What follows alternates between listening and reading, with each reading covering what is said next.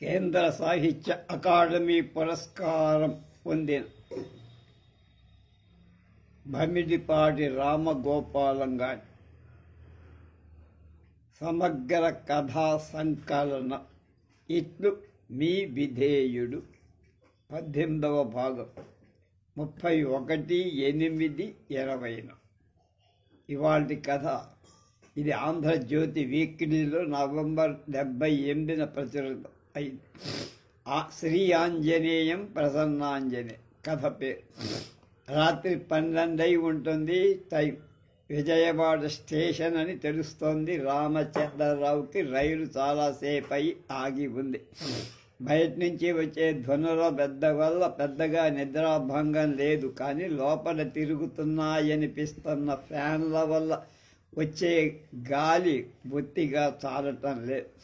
అతనికి మెలకు వచ్చేసి కొంతసేపు అయింది. కళ్ళు తెరవాలనిపించలేదు. కానీ తప్పింది కాదు. దుప్పటి లోపల పైజమా సరి చేసుకొని దుప్పటి పక్కకి తప్పించాడు. కళ్ళు తెరిచి పక్కకి చూశాడు. నమస్కారం సార్. చిరునవ్వు జోడించిన చేతులు. అతను రఘురాం. రామచంద్రరావు ఆశ్చర్యపడ్డాడు. నమస్కారం అని ఒక చెయ్యి ఆడించాడు. ఈ ట్రాన్స్ఫర్ తప్పకపోతే తను రఘురాం దగ్గరే ఛార్జ్ తీసుకోవాలి విజయనగరంలో. ఆ విషయం మనసులో చైతన్యవంతంగా ఉండడాన్ని కాబోలు రావలసిన ప్రసన్న రాలేదు మొహంలో. హైదరాబాదేనా సార్ ప్రయాణం? Pleasant surprise. నువ్వు హైదరాబాదేనా? 6 ఏళ్ల క్రితం రఘురాం సరాసరి తను చేస్తున్న ఉద్యోగానికి నియమితుడయ్యాడు. గ్రూప్ 1 సర్వీస్ పరీక్ష రాసి తను అప్పుడు గుంటూరులో ఉండేవాడు. అతనికి ట్రైనింగ్ ఇమ్మని తనకే ఒప్పగించారు.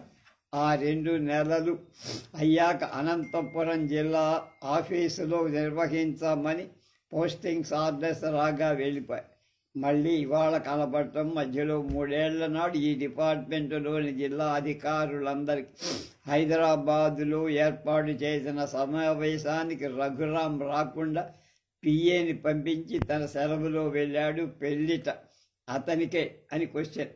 తిరుపతి కొండమే. రామచంద్రరావు షేక్ హ్యాండ్ ఇచ్చాడు. నీ పెళ్లికి రాలేకపోయినాను. సరిగా అదే రోజున కాన్ఫరెన్స్ గుర్తుందిగా అన్నారు. మీరు అభిమానంతో పంపిన శుభాకాంక్షలు అందాయి. మీలాంటి పెద్దలు గురుదేవులు అనేక మంది ఆశీర్వదించారు. అప్పుడప్పుడని అవి చూసుకొని గర్వపడుతూ ఉంటా. ఎలా ఉన్నావు పిల్లలా అని నవ్వుతూ అడిగాడు రామచంద్ర. అవును సార్. ఒక వేలు చూపించి బాబు అన్నాడు రఘురాం. I am happy.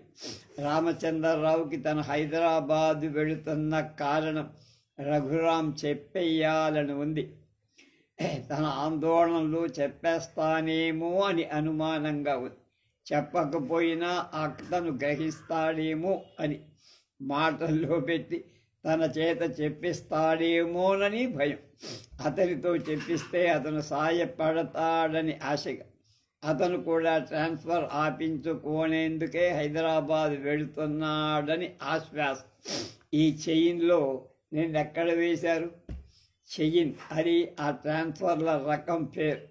విశాఖపట్నంలో ఉన్నవాళ్ళు ఏడూరు, కడప వాణ్ణి విశాఖ, శ్రీకాకుళం వాణ్ణి కడప, నిజామాబాది వాణ్ణి శ్రీకాకుళం. ఇలా ఆ జిల్లా స్థాయి అధికారులను పేక ముక్కలు కలిపినట్టు కలిపి ఎవరికి ఏ స్థలం వస్తుందో ఊహ అందరి విషయంగా చేస్తారు. అంతకన్నా పై అధికారులు 3 సంవత్సరాలకోసారి వస్తుంది ఇలాంటి భూకంపం. అందులో కొందరు అదృష్టవంతులు. అవతలి మనుషులు రాకపోవడం చేత కొందరు గడుసు వాళ్ళు తమ పలుకుబడి వల్ల కదలలేకపోవటం చేత ఎక్కడి వాళ్ళు అక్కడే కొనసాగు. చిన్న ఉద్యోగస్తుల్లాగా తల్లికో తండ్రికో జబ్బనో, భార్యకి నెలలు నిండాయనో, పిల్లల చదువు దెబ్బతింటాయనో కారణాలు రాసి ట్రాన్స్ఫర్ ఆపించండి బాబు అని ప్రార్థించారు. ఉన్నట్టుండి హైదరాబాద్ ప్రయాణం కడతారు. ఎవరినో కలుస్తారు. ఏమిటేమిటో చదివిస్తారు. ఇంకా పలుకుబడి కలవాళ్ళు ఒక టెలిఫోన్ కాల్ చేసి ఊరుకుంటారు అంతే. ఎక్కడి దొంగలు అక్కడే గప్ప చెప్పు. అలాంటిది సాధ్యం కాని వాళ్ళు, ట్రాన్స్ఫర్ అంటే అభ్యంతరం లేని వాళ్ళు కదలి వెళ్తారు. రఘురాం చిరునవ్వుతో డైరెక్టర్ ఆఫీసులో ఆఫీసర్ ఇన్ స్పెషల్ డ్యూటీగా వేశారు. ఇన్స్పెక్టర్ ఉద్యోగాలకి సరాసరి రిక్రూట్మెంట్ జరిగిందిగా. ఈ మధ్య ఆ 32కి శిక్షణ ఇవ్వమని అన్న. అవునవును, రామచంద్రరావుకి నిజంగానే గుర్తు వచ్చింది. అది సరే, నువ్వు ఇక్కడున్నావు, ఇక్కడెక్కేమేం వల్తేరులో ఎక్కగా. డైరెక్టర్ గారు నిన్న మచిలీపట్నంలో క్యాంపు, వారిని ఇక్కడికి వచ్చి కలుసుకోమని రాశారు. ఇందాక ఆయన నెల్లూరు వెళ్ళారు. నన్ను హైదరాబాద్ అర్జెంటుగా వెళ్ళమన్నారు. మీరు రావడం, ఛార్జీ పుచ్చుకోవడం, నన్ను రిలీవ్ చేయడం, ఇవన్నీ అలా ఉంచి ముందుగా హైదరాబాదులో పెట్టబోయే ట్రైనింగ్ క్లాస్కి వసతి చూడాల్సిందని ఆర్డర్స్. 6 నెలల కోసం ఏదో ఒక బిల్డింగ్ని అద్దెకి తీసుకో. ఏ మనిషివయ్యా, డ్యూటీ మీద పెడుతూ కూడా సెకండ్ క్లాస్ ఎక్కేశావు అన్న. మొన్న టపాలు వచ్చాయి సార్ ఆర్డర్స్. ఇక్కడి దాకా ఫస్ట్ క్లాసులోనే వచ్చా. ఇక్కడి నుంచి హైదరాబాద్ ఇంత తక్కువ వ్యవధిలో ఫస్ట్ క్లాస్ మాట నుంచి సెకండ్ క్లాస్ దొరకటమే గగనం. 6 నెలలకైతే ఏంటంటే గార్లె బుట్టలో పడ్డట్టు హైదరాబాదులో పడ్డాడు. మామగారికి పెద్ద బంగళా ఉంది, 2 కార్లు, 1 జీపు. ఈ 6 నెలల్లో జిల్లా ఆఫీసర్ పోస్ట్ నుంచి అసిస్టెంట్ డైరెక్టర్ పోస్ట్ రూట్ చేస్తాడన్నది ఖాయం. అక్కడి నుంచి మళ్ళీ జిల్లాలకు రాకక్కల్లా డిప్యూటీ డైరెక్టర్ అయితే తప్ప. అప్పటికి హైదరాబాదులో ఉండే ఇద్దరు డిప్యూటీ, 1-2 డిప్యూటీ డైరెక్టర్లో ఒకరిని ట్రాన్స్ఫర్ చేయించి తను హైదరాబాదులో ఉండిపోగలడు. విజయనగరం బాగుందండి సార్ అన్నాడు రఘురాం. వేస్తున్నాడు వల అనుకున్నాడు రామచంద్ర. కొత్త జిల్లా, పెద్దగా వర్క్ లేదు. భవనానికి స్థలం చెక్కింది, బిల్డింగ్ కట్టడానికి డబ్బు కూడా శాంక్షన్ అయింది. టెండర్లు పిలిచాని చెప్పుకోబోతున్నాడు రఘురాం. ఐసి, అలాంటప్పుడు నీలాంటి యువకులు అక్కడుండి డిపార్ట్మెంట్ని పటిష్టం చేస్తే బాగుండేది. కింది ఉద్యోగాల్లో ఇంకా చాలా వరకు భర్తీ చేయాల్సిన పని ఉంది. తాలూకాలు జూనియర్ ఇన్స్పెక్టర్స్ని వేసే నిమిత్తం ఇంటర్వ్యూ దగ్గరకు వచ్చింది. 3 తాలూకాలు భవనాలు కట్టడానికి ఎస్టిమేట్లు అయ్యాయి. అయ్య బాబు, ఇప్పుడా పెంటంతా ఎవడు పడతాడయ్యా నాయన. అంచేత నాకు ఈ ట్రాన్స్ఫర్ ఎలాగైనా తప్పిపోతే బాగుండు అని అనిపిస్తుంది. పైగా మా అమ్మాయికి పెళ్లి కుదిరింది, నెల్లాళ్లలో ముహూర్తం. మా అబ్బాయికి ఉద్యోగం రావాలి. ఈ 2 నేను కాకినాడలో ఉండగా అయిపోతే చాలు అని చూస్తుంటే ఇంతలోనే పిడుగులా వచ్చింది ఈ దిక్కుమాలిన ట్రాన్స్ఫర్ అని రామచంద్రరావు నెత్తి కొట్టు. రఘురాం అతని పిచ్చివాణ్ణి చూసినట్టు చూశారు. కొంపతీసి ట్రాన్స్ఫర్ ఆపించుకోవడానికి హైదరాబాద్ వెళ్తున్నారేమిటి అన్నారు. అయిపోయింది, వీడి దగ్గర నా గుట్టు అనుకొని మొహం తేలేశారు. సార్, మీరేమనుకోకపోతే కొంచెం లైట్ తీసేస్తారు, కాసేపు నిద్రపోతాను. పై బర్త్ మీద ఆసామి అడిగాడు. అయ్యో, ఎంత మాట అని రఘురాం లైట్ తీసేశాడు. సికింద్రాబాదులో దిగిపోతూ రఘురాం అన్నాడు, సరిగా ఎలాగూ ఇంత దూరం వచ్చారు, చెయ్యవలసిన ప్రయత్నం ఏదో చెయ్యండి. మీ ట్రాన్స్ఫర్ తప్పిపోతే మీకు సంతోషం అని తెలుస్తూనే ఉంది, కానీ నాకు మాత్రం దానివల్ల ఇబ్బందే లేదు, అది మీకు తెలుసు. అక్కడ మిమ్మల్ని కాకపోతే మరొకరిని వేస్తారు. నేను ఓఎస్డీగా జాయిన్ అవ్వాలి కనుక. అయితే మీరు విజయనగరంలో జాయిన్ కావడానికి కూడా ఏమీ సందేహించక్కల. అక్కడ ఆంజనేయులని పిఏ ఉన్నాడు, మహా అద్భుత వ్యక్తి. మీరేదో అమ్మాయి పెళ్ళి, అబ్బాయి ఉద్యోగం అని భయపడిపోతున్నారు. నిర్మోగమాటంగా అతనికి మీ సమస్యలు చెప్పేయండి. కంటిలో నలుసు తీసినట్టు, కాల్లో ముళ్ళు తీసినట్టు, చెవిలో గొలిమి తీసినట్టు అట్టే మాట్లాడితే ఇస్త్రీ చొక్కా మీద వాలిన ఈగను తోలేసినట్టు అన్నీ పరిష్కరించేస్తాడు, నమ్మండి. ఎవరా, ఎంత వాడవయ్యావురా అనుకున్నాడు రామచంద్రరావు. రఘురాం తనని అక్కడికి లాగే ప్రయత్నం చేసి, పెళ్లి చేసి చూడు అన్నార్థ పూర్వులెవరో మరి ఆ రోజుల్లో అంత కష్టంగా ఉండేదము అనిపించింది రామచంద్రరావుకి. అంతా సవ్యంగా జరిగిపోయాయి. ట్రాన్స్ఫర్ తప్పదు అని రూఢి కాగానే కైకినాడులో తన పిఏగా పనిచేస్తున్న నారాయణతో ఉత్తరం రాయించాడు. విజయనగరంలో తన పిఏగా పని చేయబోతున్న ఆంజనేయులు వీలుంటే ఒకసారి వచ్చి వెళ్ళమని. అంతే. మర్నాటికల్లా వాయుపుత్రుడిలాగా వచ్చి వాలాడు ఆంజనేయుడు. రిలీవ్ అయిన మర్నాడు బయలుదేరి వచ్చేయటానికి కారు లారీ ఏర్పాటు చేశానన్నాడు. మీరు అక్కడికి వచ్చేలోగా ఉండటానికి ఇల్లు సిద్ధమని హామీ కూడా ఇచ్చి, మరి వెళ్ళి ఎక్కడ పని చెయ్యాలయ్యా, మరి పెళ్ళి ఎక్కడ పని చెయ్యాలయ్యా అన్నాడు రామచంద్ర. ఏమిటి, విజయనగరంలో పెళ్ళిళ్ళే జరగటం లేదా సార్ అన్నాడు ఆంజనేయుడు చిరునవ్వు. అది కాదు, వివాహానికి వేదిక, వీళ్ళకి వసతి, నీళ్లు, పాలు, సరుకు, పబ్బర, వంటవాళ్ళు, పనివాళ్ళు, అది అన్ని ప్రాబ్లమ్సే కదా. వియ్యాల వారు దాదాపు 100 మంది. అంతా ఒకే రోజున ఒకే ట్రైన్లో మళ్ళా గుంటూరు వెళ్తారు. అందరికీ ఒకసారి రైల్వే రిజర్వేషన్. ఎక్కడైతే సర్కార్ ఎక్స్ప్రెస్ ఉంది ఎక్కించేయచ్చు అనుకున్నా. బోలెడు పట్టుబట్టలు అవి పెడదామని ఒప్పేసుకున్నాం. వాళ్ళ తరఫు నగలన్నీ కూడా మమ్మల్ని చేయించమన్నారు. ఇంకా పట్నాల వారి షాపులు చెబుదామనుకుంటున్నా. ఇంతకీ నేను ఇంకా సొమ్ము రెడీ చేసి పెట్టుకోలేదు. ఏమిటో అంతా గాభరాగా ఉందయ్యా. ఆంజనేయులు ముఖం మీద ఆ చిరునవ్వు పోల. సార్, అన్నీ నాకు వదిలేయండి. మీరు పీట్ల మీద ఉన్నప్పుడు పీట్ల మీద, మిగతా టైం అప్పుడు కుర్చీలోనూ అలా కూర్చోండి. అన్నీ అలా జరిగిపోతాయి. ఇక్కడ ఉన్నట్టే అక్కడ సత్రాలు ఉన్నాయి. అక్కడ సర్కార్ ఎక్స్ప్రెస్ ఉంటే ఇక్కడ ఈస్ట్ కోస్ట్ ఉంది. అక్కడ పట్నాల వారుంటే ఇక్కడ నాగుల కొండ వారు ఉన్నారు. అక్కడ మీ పిఏ నగా నారాయణరావు ఉంటే అక్కడ ఇక్కడ అక్కడ ఆంజనేయులు ఉంటాడు. అంతా ఒక తీయని కలలాగా గడిచిపోయి దాదాపు 28,000 ఖర్చు అయినట్టు తెలుస్తోంది. అన్నిటికీ కలిపి అందులో తను తెచ్చి ఇచ్చింది 16,000. అంతే. తను 5-6 మంది పిఏలను చూశాడు, కానీ ఇలాగా ఎక్కడా లేదు. మీకు తెలియాలి కాబట్టి చెబుతున్నాను సార్. ఇదిగో ఇతను మన ఆఫీసు బిల్డింగ్ కట్టే సాయి కృష్ణ పట్నాయక్.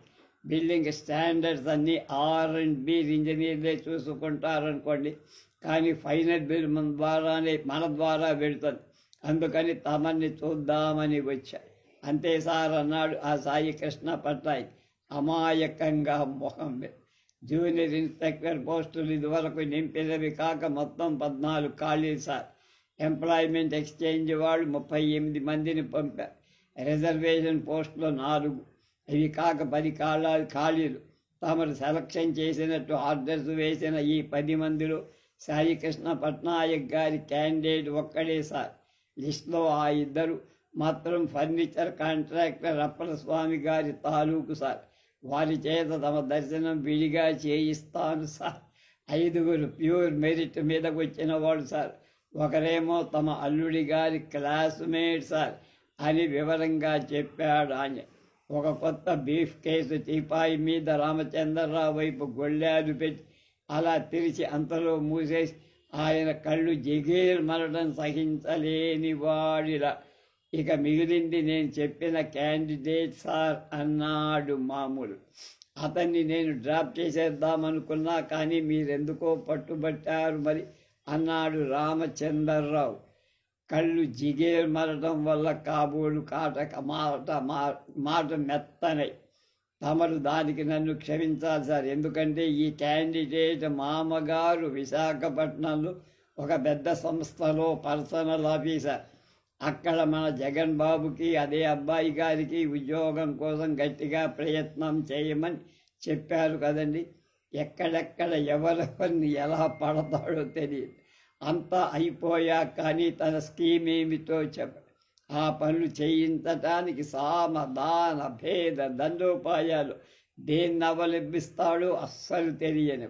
అమ్మ బాబోయ్, వీడు రాజకీయాల్లో ఉంటే రోజుకో మంత్రినే మార్చేస్తాడు అనుకున్నాడు రామతి. పోనీ అస్తమానం తిరిగినట్టు ఉండడు. మరి పిఏ అన్న తర్వాత ఆఫీసు కానుకొని కూర్చోవాలి కదా. అక్షరాల అంతే చేస్తారు. అయితే ఫోన్ రాక్షసుడు లా ఆఫీసులో ఉండే 9 గంటల్లో 500 నిమిషాలు ఫోన్లోనే ఉంటాడు. ఆ మిగిలిన 44 నిమిషాలు తన దగ్గర అత్యర్జెంటు, ఎమర్జెంటు, అర్జెంటు, ఆర్డినరీ కాగితాల మీద సంతకాలు తీసుకోవడానికి, పీకడానికి. అది ఆ అమ్మాయిని ఇన్నాళ్ళు సరిగా చూడనే లేదు. ఘోరంగా మిస్ అయ్యాననుకున్నాడు రామచంద్రరావు. ఆడిట్ పార్టీ వాడు తమకు అభ్యంతరాలన్నిటికీ ఆ రాత్రి సమాధానాలు కావాలని పట్టిన ఆ రోజు తర్వాత సరిగ్గా ఆ రోజునే ఆంజనేయులు వాళ్ళ నాన్నగారికి సీరియస్గా ఉందని అమలాపురం వెళ్ళకపోతే ఆ సమాధానాలన్నీ అతనే డిక్టేట్ చేయకుండా అతనే తయారు చేసుకుని ఉండేవాడు. తను ఆ అమ్మాయి అసలు చూసే ఉండకపోతే చచ్చుపీనక తను పూర్తిగా అన్ని విధాలా సుఖపెట్టలేని పర్సనల్ అసిస్టెంట్ స్టెనోగ్రాఫర్ ఆ అమ్మాయి. లీలారాణి అమ్మాయి పేరు. 26 ఏళ్ళు ఆ అమ్మాయి వయసు. పాచ్చటి పసుపు ఆ అమ్మాయి రంగు. పుష్టి, ఆరోగ్యం, నునుపు, మెరుపు ఆ అమ్మాయి శరీరం. నాజుకు, నవత ఆ అమ్మాయి నడత. అవును, బంట్రో సింహాచలంగాడు, అకౌంటెంట్ అచ్యుతరామయ్య, హెడ్ గుమాస్తా రంగాచారి, ఇలా వివిధ ఏజ్ గ్రూపుల వాళ్ళందరూ ఆ అమ్మాయిని ఆశగా ఆకలిగా చూస్తూ ఉండడం అన్యమనస్కంగానైనా ఆందోళనతో చూశాడు రామచంద్ర. మొత్తం 5 గంటల సేపు కూర్చుంది తన రూములో. తన ఎదురుగా ఆ రాత్రి లీలారాణి 500 సార్లైనా తన కళ్ళలో కళ్ళు పెట్టి చూసే. పోనీ తను 5 గంటల పాటు ఆమె కళ్ళల్లో చూస్తూ కూర్చుంటే తను చెప్పిన వాక్యము, మాటో, అక్షరము, ఆశ్చర్యార్థకము, ఉర్దూ లాంటి ఆ అర్థం కాని లిపిలో రాసేసి తర్వాత ఏం చెబుతారు సార్ అన్నట్టు తన కళ్ళల్లోకి ప్రశ్నార్థకంగా చూసి టైపు కొడుతూ బ్లైండ్ టచ్లో తనని బ్లైండ్ ఫోల్డ్ చేసి ప్రశ్నార్థకమే మరి. తనేమైనా శ్రీరామచంద్రుడా? అయితే ఏ మాటకు ఆ మాట 10 ఏళ్ల నాడు ఆ అమ్మాయి ఈడేదిన నాటి నుంచి నేటి వరకు మాత్రం ఇప్పుడు మళ్ళానా? అవును, ఇప్పుడేమిటి? తన బాధ్యతలు ఏం లేవు. అమ్మాయికి పెళ్ళి, అత్తారింటికి వెళ్ళిపోయి అబ్బాయికి ఉద్యోగమై విశాఖలో ఉంటున్నాడు. భార్య తన సంపాదన మీద, ప్రతిష్ట మీద, నెరవేర్చేసిన బాధ్యతల మీద తృప్తితో, గౌరవంతో 2 పూట్ల తిని నిద్రపోతుంది. కడుపు నిండా తిని. తనకి వయసు మాత్రం ఏం మీరిపోయిందని, మొగాడికి 50 ఏళ్ళు ఒక లెక్క. సర్వీస్ రిజిస్టర్లో చాలా వివరాలుంటాయి. క్యాస్ట్, దేవదాసి, వెదర్ మ్యారీడ్, విడోడ్, బొట్టు పెట్టుకొని రంగు చీరలు కట్టే ఈ సుందరీమణి విధవ. ఎంత దర్పం, ఎంత సుఖభావం! అడవి కాచిన వెన్నెల, పరువంలో వైధవ్యమా? ప్రశ్నార్థకాలే అన్ని. ఈ ఆంజనేయులు గారితో ఎన్ని చేయించుకున్నాను, ఎంత బేరదీశాను వీడితో నేను చెప్పలేని మాట అంటూ లేదు. ఇప్పటి వరకు ఇది చెప్పగలనా? చెప్పాలి, చెప్పక వీల్లేదు. వాడే సమర్థుడు ఈ ఏర్పాటుకై. వాడు కాలాంతకుడు, దేవాంతకుడు. అయితే అస్మది రాణి వాణ్ణి అమలాపురం నుంచి. మీ నాన్నగారికి ఎలా ఉంది? సరైన వైద్యం చేయించావా? పోనీ వైజాగ్ తీసుకురాకపోయావా? మంచి ఆసుపత్రి ఉందిగా, అసలు నీకు బుర్ర లేదయ్యా. ఈ వయసులో ఆయన్నక్కడ ఒంటరిగా వదిలి అమలాపురంలో అరటి తోట ఉంటే మటుకు నీ దగ్గరుంటే వచ్చే తృప్తి, ఆరోగ్యం తనివి అక్కడొస్తాయా? అలా మాట్లాడచ్చు. 30 ఏళ్ళు వచ్చాయి నీకు, ఇంకా పెళ్లి చేసుకోవేం? మంచి పిల్లని చూసి పెళ్లి చేసుకొని కోడలి చేత ఆయనకి సేవ చేయించవెందుకు? ఊళ్ళో వాళ్ళందరికీ అడ్డమైన ఉపకారాలు చేస్తావు. నీ స్వంత తండ్రిని గాలి కుదిలేసి చిచ్చి ఇదేం బాగులేదయ్యా ఆంజనేయ, ఇలా చొరవ చెయ్య. ఎందులో పెద్ద చొరవ మాత్రం ఏముందిలే. అతను నా పర్సనల్ అసిస్టెంటు. అతని వ్యక్తిగత వివరాలు నేను భోగట్టా చెయ్యాలి. నా పర్సనల్ విషయాలు అతని సహాయం తీసుకో. ఫాదర్ ఎక్స్పైర్డ్, ప్రే ఎక్స్టెన్షన్ లీవ్ 15 days. ఆంజనేయుడు చంపేశారా బాబోయ్ ముసలాడు. వాడు చావడం కాదు కానీ నన్ను చంపి వదిలిపెట్టి 15 రోజులు సెలవు పొడిగించేశాడు నా పర్సనల్ అసిస్టెంట్. ముసలాడు ఇక్కడైనా చచ్చాడు కాదు, అప్పుడప్పుడు కనపడుతూనైనా ఉండేవాడు ఆంజనేయుడు. ఎన్ని పనులు బాకీ ఉండిపోయి, ఎన్ని ముఖ్యమైన పనులు, అర్జెంటు పనులు, పర్సనల్ పనులు. ఒక్కటి కాదే వాడు లేదే. ఒక్కటి అస్సలు ఒక్కటే కాదు కదా ఐడియా. ఎలాగా ఈ 17వ తారీఖున హైదరాబాదులో జరిగే కాన్ఫరెన్స్కి వాడు రాలేడు. స్టెనోగ్రాఫర్ శ్రీమతి లీలారాణి హైదరాబాద్ కాన్ఫరెన్స్ జిల్లా ఆఫీసర్ని ఫాలో కావాలి. హద్గడి వేసేయాలి ఆర్డర్. చెక్ చెక్ పట్ పట్. 500 మైళ్ళు ఇటు 500 అటు 500, 1000 మైళ్ళు. 5 రోజులు కలిసి ఉంటాం. 5 గంటలు కాదు, 5 నిమిషాల్లో తేలిపోయింది. 500 అడ్వాన్స్ టీఏ శాంక్షన్. పిఏ గారు ఎప్పుడు వస్తారు సార్? పిఏ గారైతే తమని బాగా అర్థం చేసుకుంటారు సార్. పిఏ గారు ఉంటే ఈ పొరపాటు జరిగేది కాదు సార్. పిఏ గారితో చెప్పండి సార్. ఆయన వచ్చాక అవునని లేదు, కాదని లేదుగా. ఆంజనేయుతో చెప్పమంటోంది, ఆంజనేయుల్ని అడగమంటోంది. అడుగుతాను, నాకేం మొహమాటమా? ఇంకెన్నాడు? ఇవాళ 20వ తారీఖు, ఎల్లుండి కల్లా వచ్చేసా సార్. హెడ్ గుమాస్తా రంగాచారి గారు.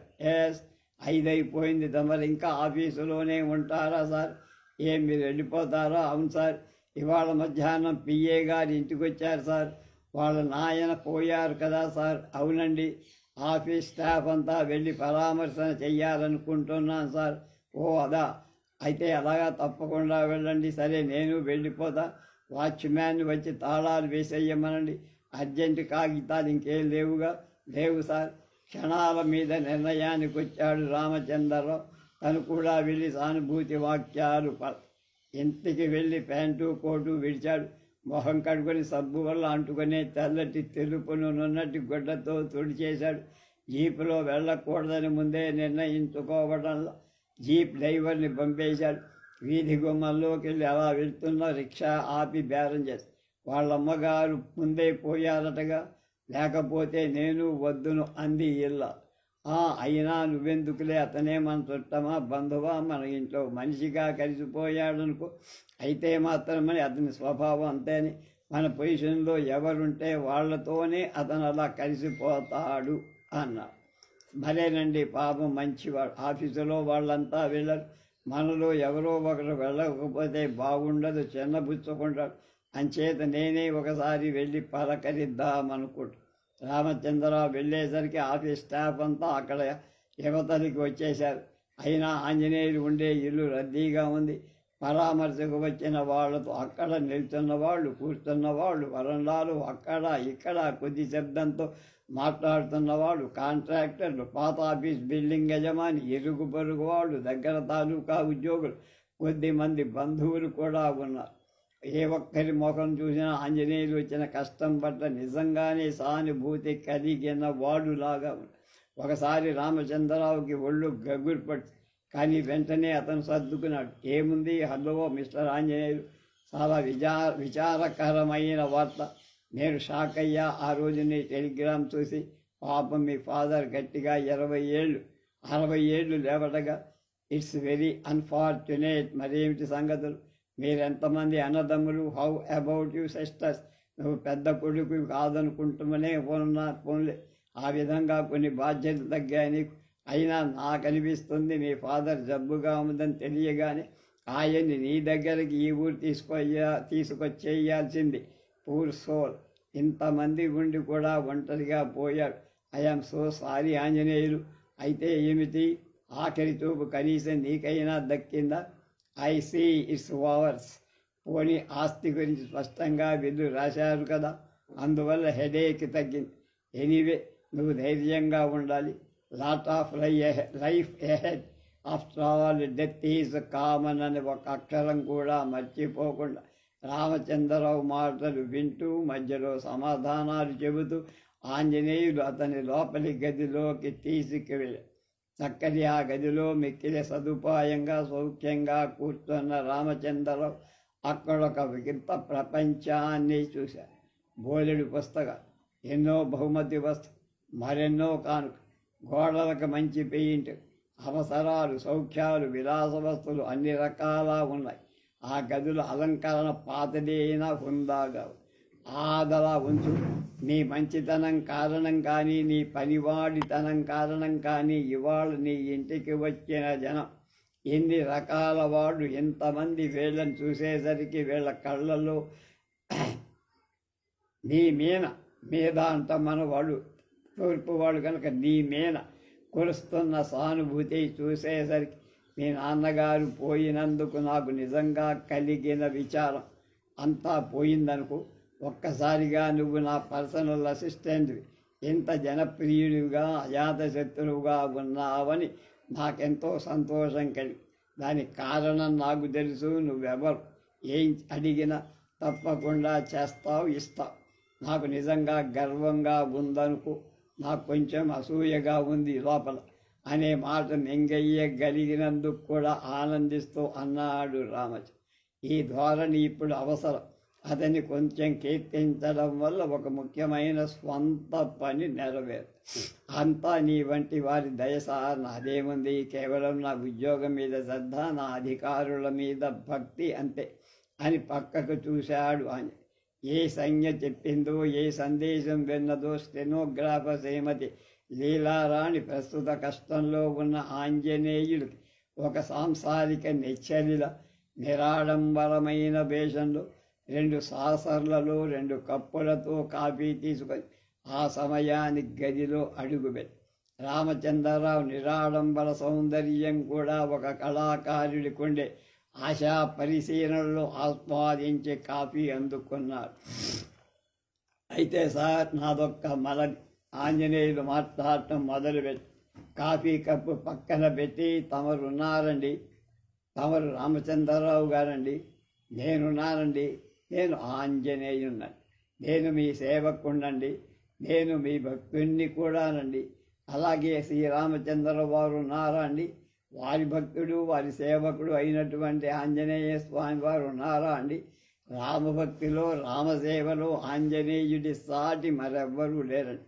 అయితేనండి, ఆంజనేయుడి భక్తికి ఆంజనేయుడికి ఉన్నారండి భక్తులు, ఆంజనేయుడికి ఉన్నారు. ఆంజనేయుడి దేవాలయాలు ఆంజనేయ దేవుడికి ఉన్నాయండి.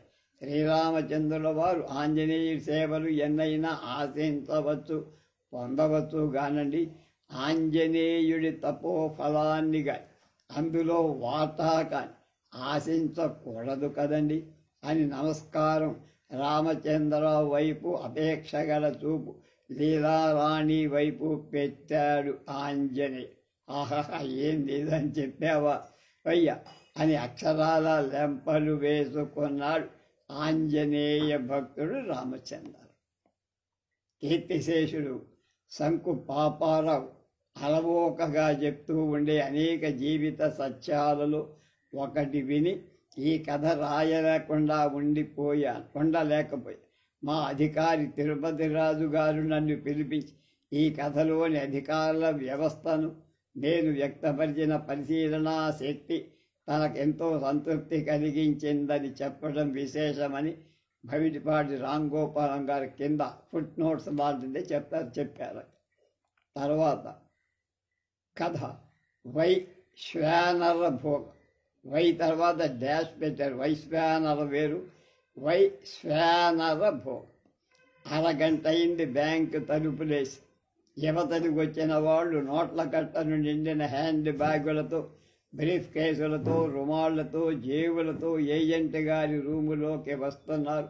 లోపల ఎవరూ వెళ్ళే ప్రసక్తి లేదు. అవదంటారా నరసింహారావు గారు, మీకెందుకు అలాగుండండి చెప్తాను అని 10వసారి కాబోలు అన్నాడు R&B ఆఫీస్ గుమాస్తా నరసింహారావు. అతని చేతుల్లో ఉన్నాయి 4 లక్షల రూపాయల విలువ గల నా బిల్లులు ఆనాడు. రేపు కదా ఏప్రిల్ 1 వీళ్ళు మనల్ని ఇవాటి నుంచే ఫుల్ చేస్తున్నారేమిటి కర్మ అని జోకుతో మళ్ళీ అశాంతి వెలిబుచ్చారు. ఏంటండి కాంట్రాక్టర్ గారు, ఇవాళకి ఇంకా మూసిన బ్యాంకు తెరవనట్టేనా? పక్క నుంచి ఎవరో అడిగారు, తిరిగి చూసా, అతని పేరు మర్చిపోయా. ఎలక్ట్రిసిటీ బోర్డు SC ఆఫీసులో డ్యూటీస్. మీరు వచ్చారామండి క్యాష్కి? ఇవాళ వెంకట్రావు గారి పేరున ఎండార్స్ చేస్తామన్నారే మీ బిల్లులు. అక్కడ 36,000 మంది కాక 1000 దాకా రావాలండి. అందరికంటే తక్కువ బిల్లు సార్ మీది. మీరు రేపు రండి. మేమంటికి ఇవాళ కోటిరెడ్డి గారిది, జంబునాథన్ గారిది, ఇంకా కొందరిది మొత్తం 16 లక్షలకి పైగా ఉన్నాయి అని చెప్పాడు వెంకట్రావు ఈ ఉదయం. దానికి నేను బాబు ఆ బిల్లులతో పాటు నాది మీ పేరునే వేసుకోండి, నాకు సొమ్ము ఇవాళ రాత్రికే కావాలి అని మొర పెట్టుకొని మొత్తానికి ఆయన్ని ఒప్పించా. మీ బిల్లు ఆయన పేర మీదే ఉంది, మరి ఆయన కనిపించలే. ఆయన మళ్ళీ ఆఫీస్కి వెళ్ళారు. అసలు బ్యాంకుకి వచ్చినట్టు కనపడదే అన్నాడు. బ్యాంకు దాకా రాలే. జంబునాథన్ గారి 3 బిల్లుల్లో ఒకదాని మీద ట్రెజరీ అబ్జెక్షన్ పడింది. అది పట్టుకొని మళ్ళీ ఎస్ఈ గారి సంతకం కోసమే. మిగతావి పాస్ అయ్యాయా? వాటిలో నా బిల్లు ఉంది అన్న. మిగతావి పాస్ అయ్యాయి, కానీ అవి వెంకట్రావు గారి దగ్గరే ఉన్నాయి. పాస్ కాని బిల్లు కోసం ఆయన బిల్లు కూడా ఆఫీసుకు పట్టుకెళ్ళడమేమిటండి? మరీ అన్యాయం కాకపోతే అని విసుక్కున్నా. బిల్లులేమో ఆయన దగ్గర కొండిపోయాయి. బ్యాంకు వాళ్ళేమో తలుపులు మూసేస్తున్నారు. ఆయన వచ్చేటప్పుడు, ట్రెజరీలో పాస్ అయ్యేటప్పుడు, బ్యాంకులో ప్రజెంట్ చేసేటప్పుడు, క్యాష్ అయ్యేటప్పుడు అని కూడా అనేశా. ప్రతి 7 మార్చి 31 నాడు టెన్షన్గా మధ్యాహ్నం 2 గంటలకి బ్యాంకు తలుపులు మూసేయ్యారు. లక్షల కొద్ది బిల్స్ ఆ రోజు క్యాష్ అవుతాయి. అవి ఉద్యోగుల జీతభత్యాలు కావచ్చు, కాంట్రాక్టర్ల బిల్స్ కావచ్చు, కంటింజెన్సీ కావచ్చు. టీకల మీదకి వచ్చేదాకా బిల్లు తయారు చేయక ఏం చేస్తారో అనుకునేవాడిని. మా నాయనగారు కాంట్రాక్టర్లు చేసిన రోజు గుమాస్తాలది కాదు తప్పు, అధికారులది కాదు. ఎన్నో శాంక్షన్లు మార్చి 20 నుంచి 28 రోజుల్లో పూర్తయిపోతాయి. కానీ 29 కూడా వస్తాయి కదా. మార్చి 24 ప్రాంతం నుండి రాత్రి పగలు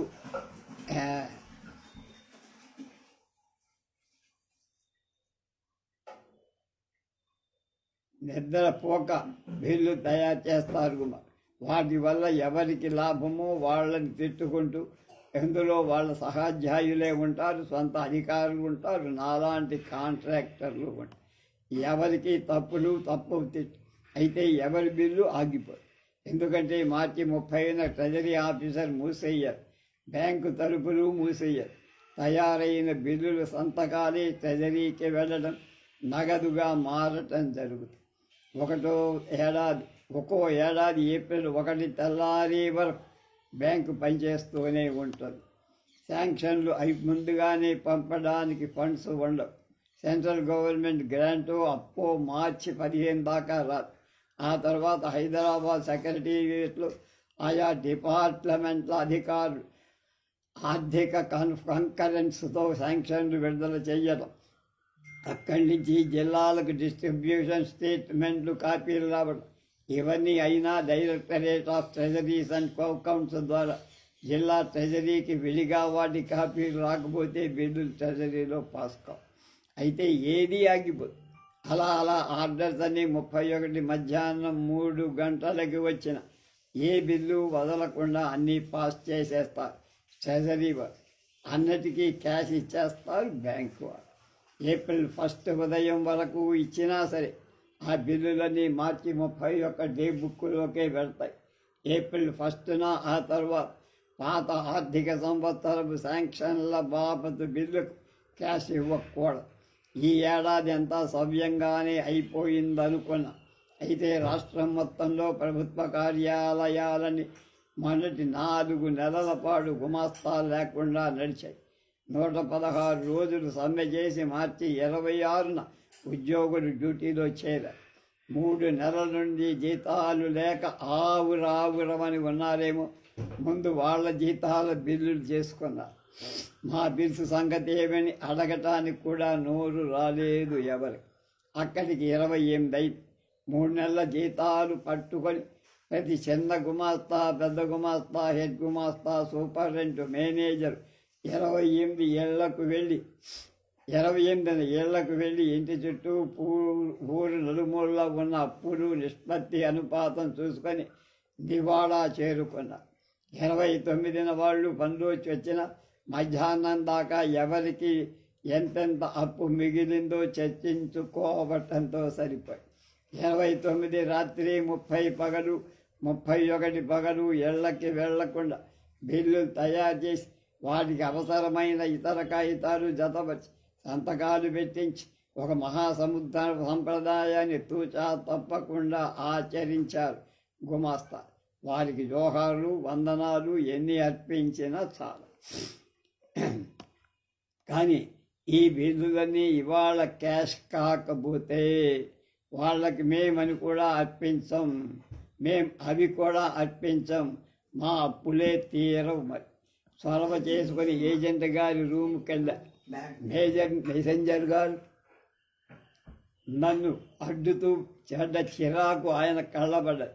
ఆయన రానిపోయి అప్పారావు గారు ఆయన వేరే పని మీద వచ్చుంటారు అన్నారు ఏజెంట్ గారు.